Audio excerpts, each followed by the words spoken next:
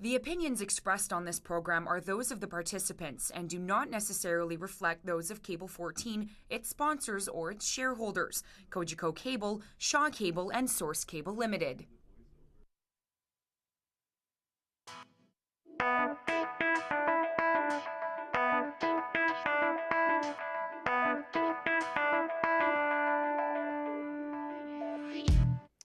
And welcome to the October 18th edition of the Opinionators. I am Larry Deani, and the Opinionators is Cable 14's premier opinion program based on the opinions of the main political parties in our province and country, as represented by our expert panel. And let me introduce them to you right now. The Liberal Party's Ron Corsini. Hello, Ron. Hey, Larry, and a happy birthday to Jeanette. To my wife. Thank you very much. And Tara Cugnale of the Conservative Party. Hi there, Larry. And of course, representing the NDP, Alex Johnstone. Hello, Larry, and happy Persons Day. And of course, Persons Day is the famous 1929 case where women were recognized as persons under the law, allowing them to run for office and gain the vote. Thank you for telling us about that. Well, let's get to it, panel, because we've got lots of issues. And Ron, this first one is for you. And it's all about, of course, the story of the week, which is the resignation of Premier Dalton McGintys. Caught everybody off guard, Ron, that he resigned his post as Premier. But was this the right time for McGintys to jump ship? Was it one issue that pushed him over the edge? Or was it many issues? Or did he really tell the truth when he said he needed to take a break from politics? And what state is he leaving the party and the province in, Ron? Well, I think there's a lot of issues with this. It certainly surprised me. Maurice and I were watching CHH TV, and he came on, and I said, well, why is his wife there? As soon as I found out that his wife was there, I knew something was happening. There are a lot of issues. I was disappointed in a way. Being a Liberal, I thought that he may have gone before the election if he so chose that route. But to stop now and in the middle of this, we need to move forward. And I understand he wants to renew the party, and he will renew. This party will be renewed under a new leadership. It was just unfortunate circumstances that came to his decision right now, and I don't think it has anything to do with the scandal of the gas-fired plants in Oakville, or I think it had a lot to do with not getting his agenda and moving forward with it, and getting the all parties to work together to fight this deficit that we're facing. I mean, he's asked the PCs, and the PCs have been playing him and saying, yeah, we'll support it, and then we're not going to support the wage freezes to the public sector. So, you know, there were a lot of issues that he had no other choice but to do this. Oh. Well, Alex, let's go to you next, because your leader, Andy Horvath, of course, made a whole bunch of comments. Some of them were kind towards the Premier, not very effusively so, but certainly acknowledging him. But what state does that leave your party in now that there has been this resignation? Well, Larry, I like the cover of the Spec on Tuesday morning, which was McGintys bolts. That's exactly what he was doing. He had one of his ministers being filed for, where the PCs filed against him for contempt.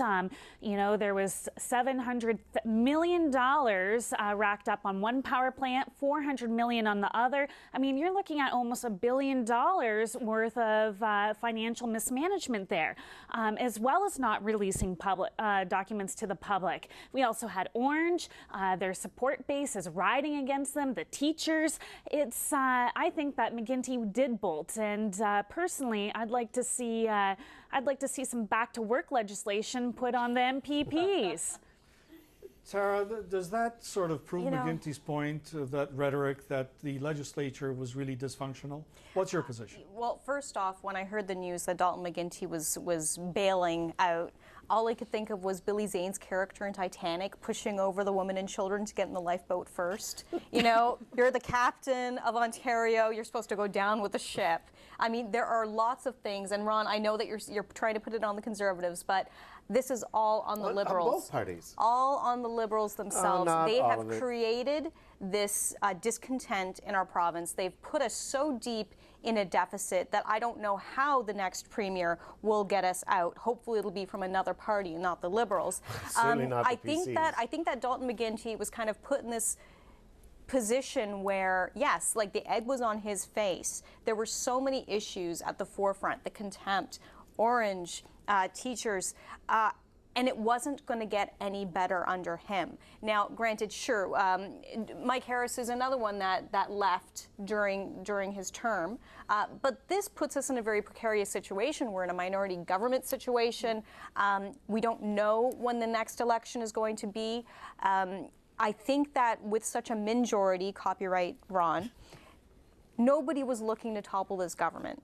Either one way or the other, one of us was going to help the Liberals stay afloat. Then why didn't you help bring this government forward? There are a lot of issues that all parties could have brought the government The forward latest and was on deal the with a wage lot of issues. the The situations. latest And you know was what? on the wage issue. He said that, you know, he wasn't perfect. He had made mistakes. His government had made mistakes. He's come forward to it. And every government makes mistakes. You try to do the right Dalton thing. McGintys' poll You numbers always were try to do so the right in the thing. toilet at this point. There was no coming out of it. And nothing was changing, and you can't really blame it on the other parties. I mean, the fact is that we were helping you go forward, just in a more honest and financially That's the fiscal whole point of a responsible minority way. government don't were the see it that way. concessions. It was the concessions that you had to make. Alex, keep that thought because this is coming to you and it's on the same theme, but it has to do with the prorogation of the legislature as well.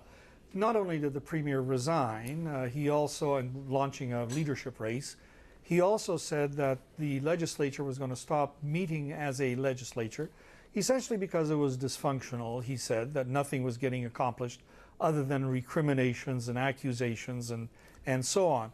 So he stopped that.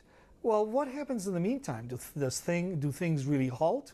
What's your position on that? Well, of course they halt. That puts negotiations up in the air. I don't see McGintys saying that, he's prorogued the Parliament in order to, push through 115. That's not helping negotiations at all. In fact, that makes it worse.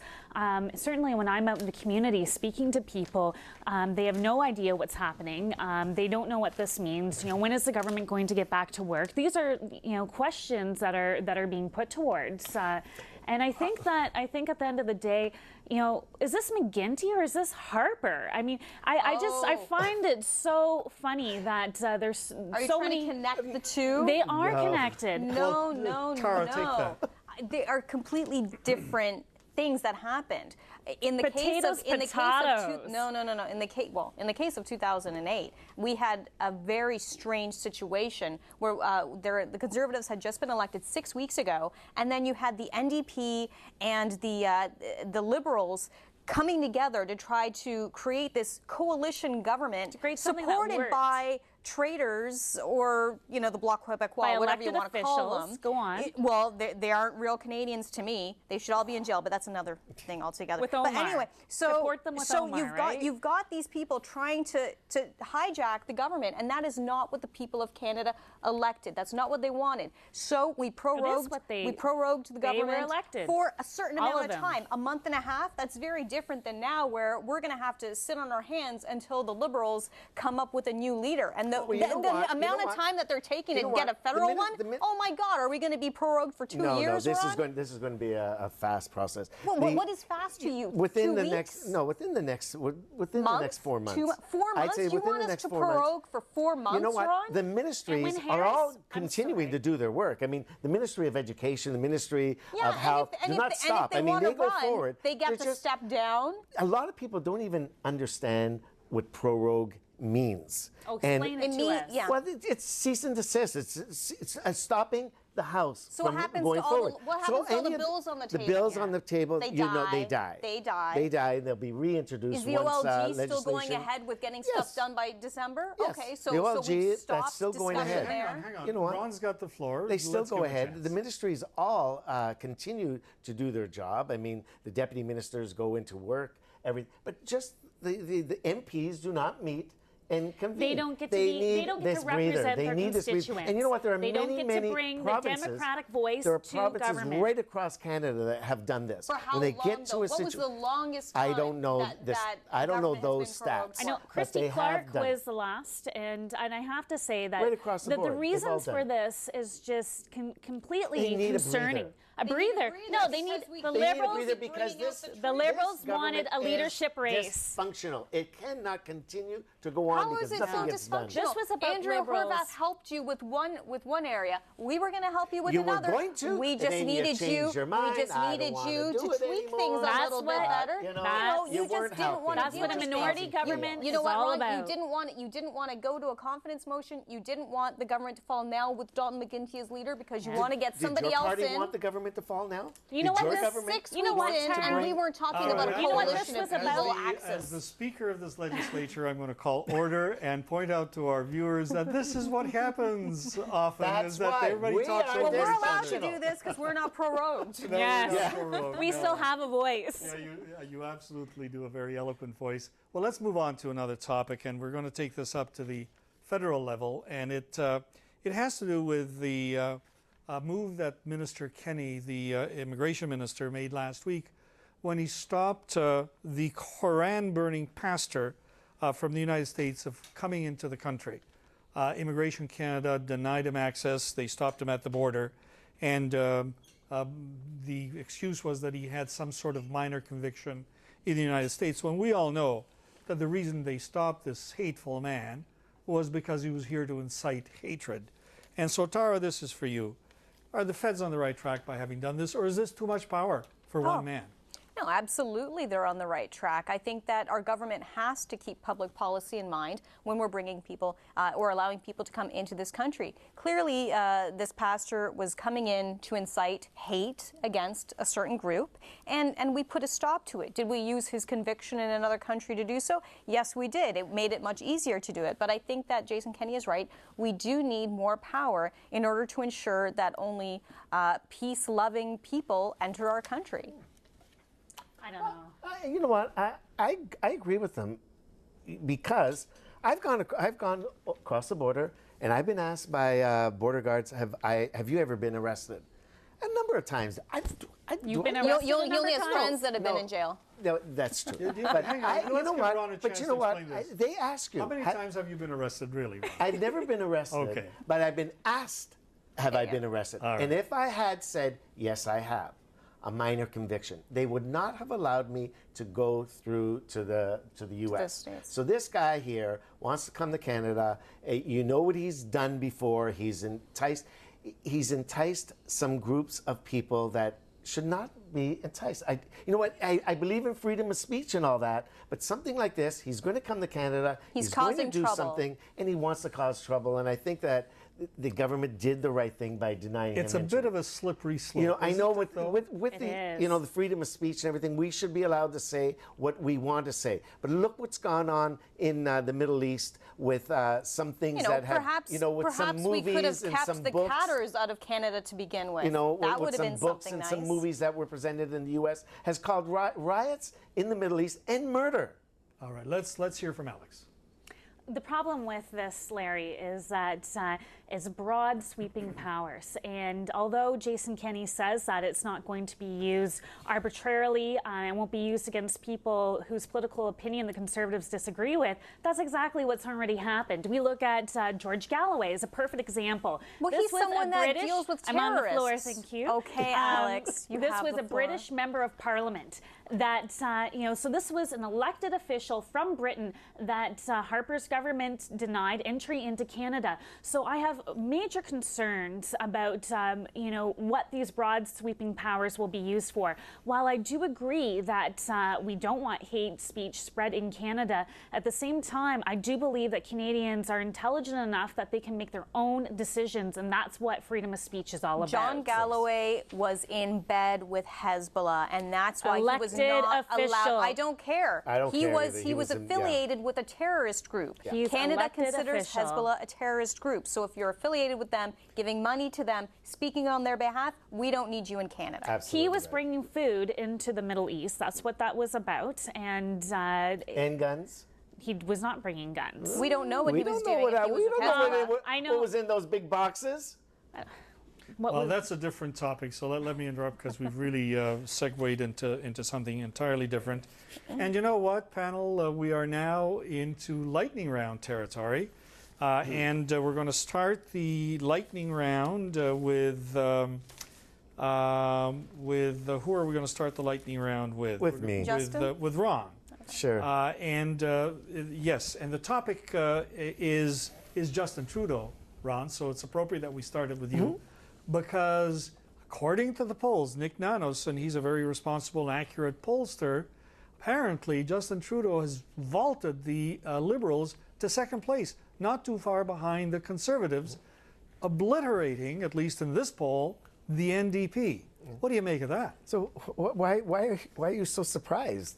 I mean, no one should be surprised by the results of this poll.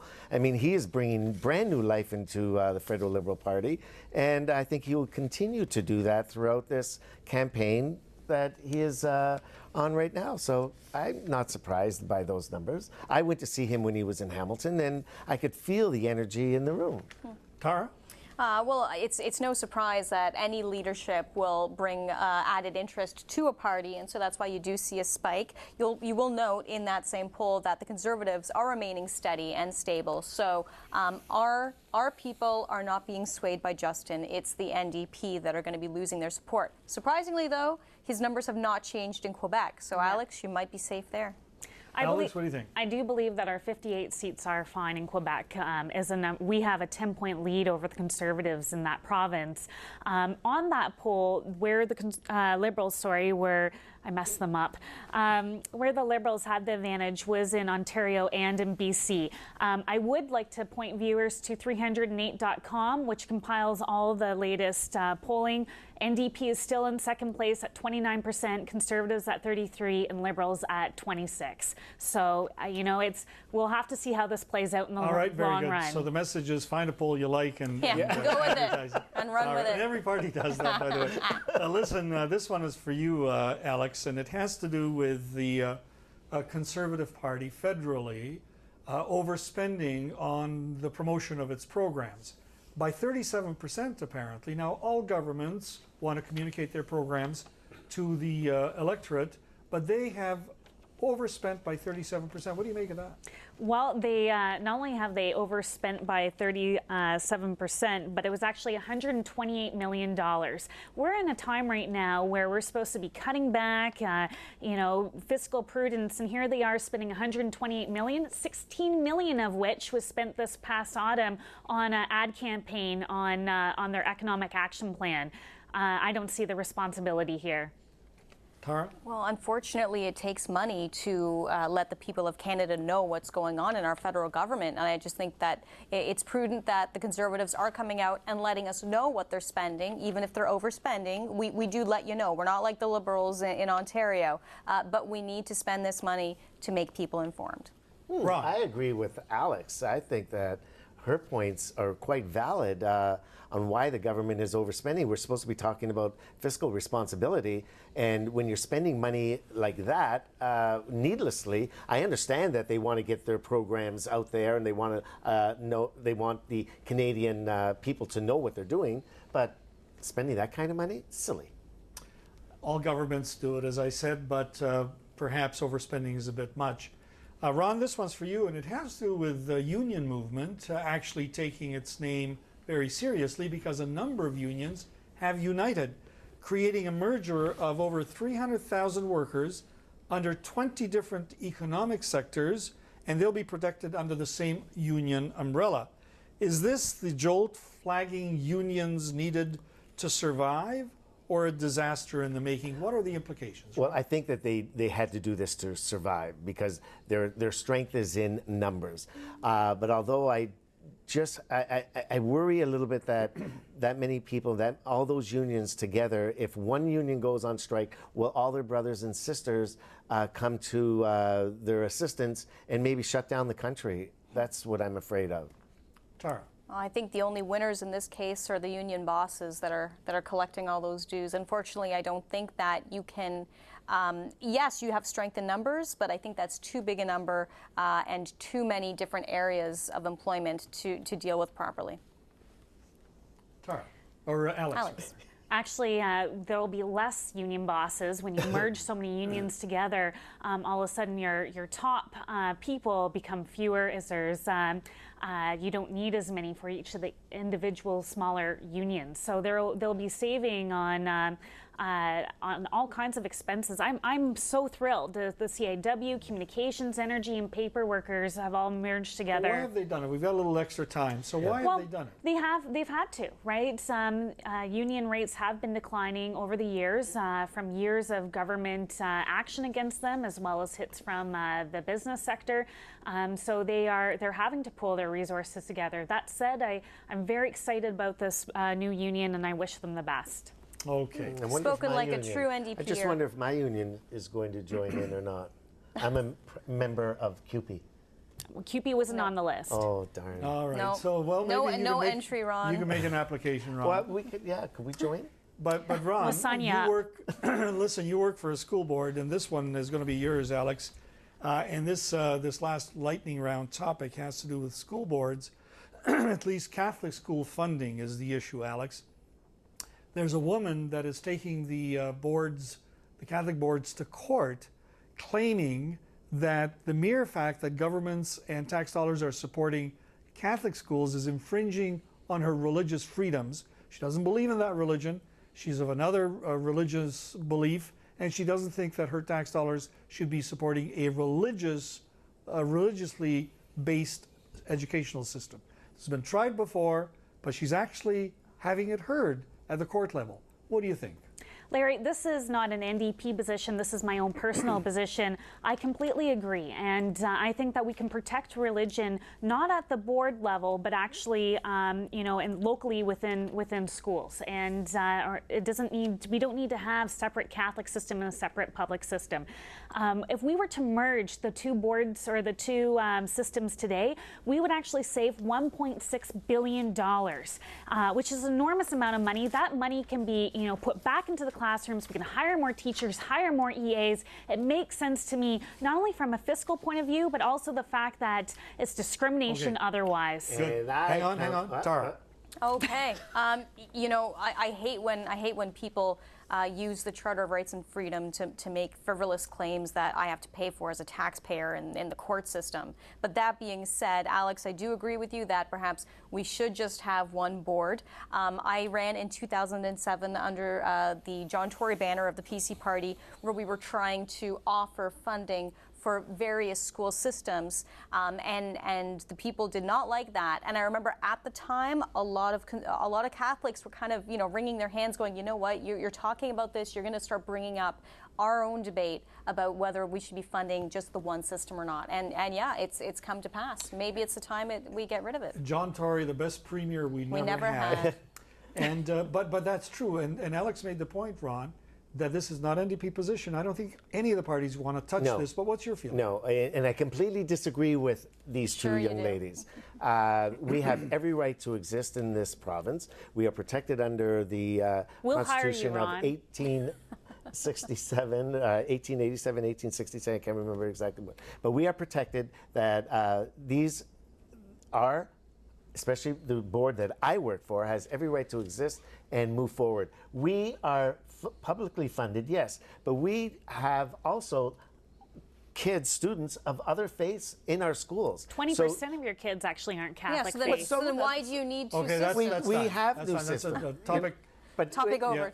But we have every right to exist in this province, and it's not the NDP position or any Just other not party. With my tax dollars. You can direct your tax dollars to but it's not just our Let me stop Actually, you there because we're going to move now to my turn. You guys have had a great debate. And I want to talk about debates, actually.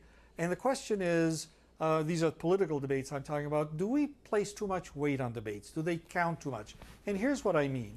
We've seen the Obama and Romney debate in the United States that's taken attention over the last number of weeks, where one debate turned the whole narrative of the American election towards Romney. People didn't look at his record, didn't look at the fact that he was saying different things in that debate, but they looked at the surface reaction to Obama's lackluster performance in the first debate. He turned that around in the second debate. In Canada, we've had examples as well. The last provincial election, Andrew Horwath was helped tremendously by being on the same stage as the Premier and Mr. Hudak. She had a tremendous debate bounce. Federally, Jack Layton used a cheap shot against Michael Ignatieff's attendance on Parliament to boost himself in that debate. And people did not look at the record, they looked at the surface, almost theatrical quality of the debates. So panel, and we're going to start with you, Ron. Are we placing too much weight on debates? Well, I don't think so. I mean, you look at the performance, and especially if you're an undecided voter and you're trying to decide which guy I should go to, which party I should vote for, and I think that they are important because they show the party and what you personally believe in and where you want to take the country. All right. So Tara? I believe it. You know, a majority of voters are not the political wonks that we are. And so they look at a 90-minute, 2-hour debate, and that's where they will make their decision. So yes, they are theatrics, absolutely, because you're trying to pander to someone that might not have all the knowledge that you want them to have. You're giving them as much as you can. You're showing them what you mean and what you can do for their country and how you can stand up for them. So yes, I think that they're important. And Alex? I think that they're important because the true self is reflected in those moments. And for Romney, it was a binder of women, or Big Bird, or Invisible Obama. But I think that the true self is reflected in those moments, and I think that it's far better than just getting a sheet full of campaign literature. I like to see people interact. And actually, we've all been in debates, and they are kind of fun as well. Listen, thank you for your contribution to today's debate, and thank you for watching. We will be back in 1 week's time with our expert panel of the Opinionators. See you then. Tara Crunali's Hair by Ludi Mamoda Hair and Aesthetic Studio, 169 James Street North in downtown Hamilton.